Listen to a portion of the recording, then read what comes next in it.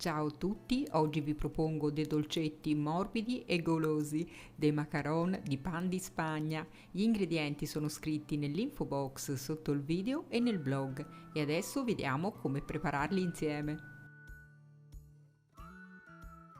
Per prima cosa separo i tuorli dagli albumi.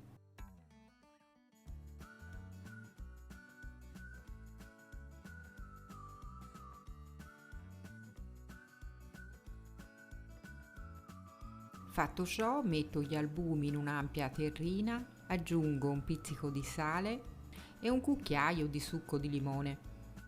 Inizio a montare gli albumi con lo sbattitore elettrico. Non appena gli albumi inizieranno a montare, aggiungo lo zucchero piano piano. Ottengo un composto lucido e ben montato.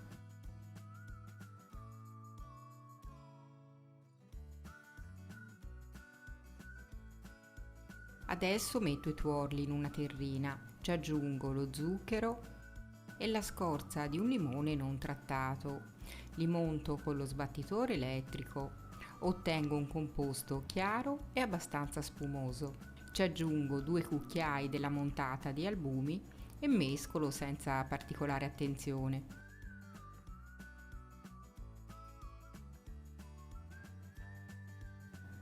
Adesso aggiungo la farina, un cucchiaio alla volta, setacciandola e la alterno con gli albumi. Procedo in questo modo fino ad integrare sia la farina che gli albumi e mescolo con la frusta oppure con la spatola dal basso verso l'alto per non smontare il composto.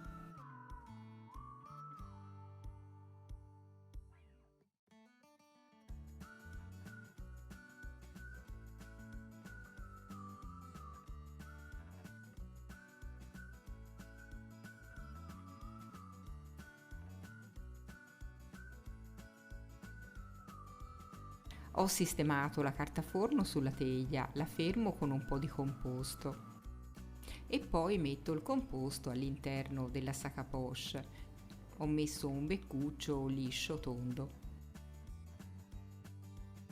Faccio scendere il composto sulla teglia formando dei dischetti. Cerco di fare questa operazione velocemente.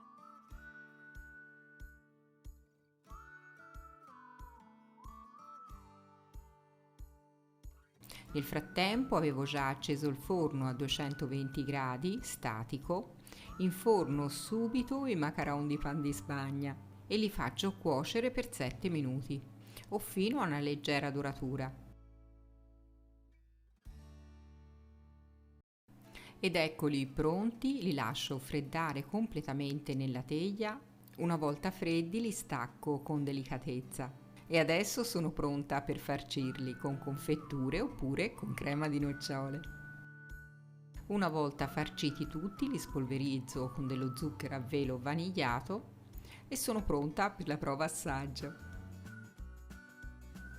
Sono morbidissimi, deliziosi, andranno a ruba. Spero che la ricetta vi sia piaciuta, un abbraccio, a presto!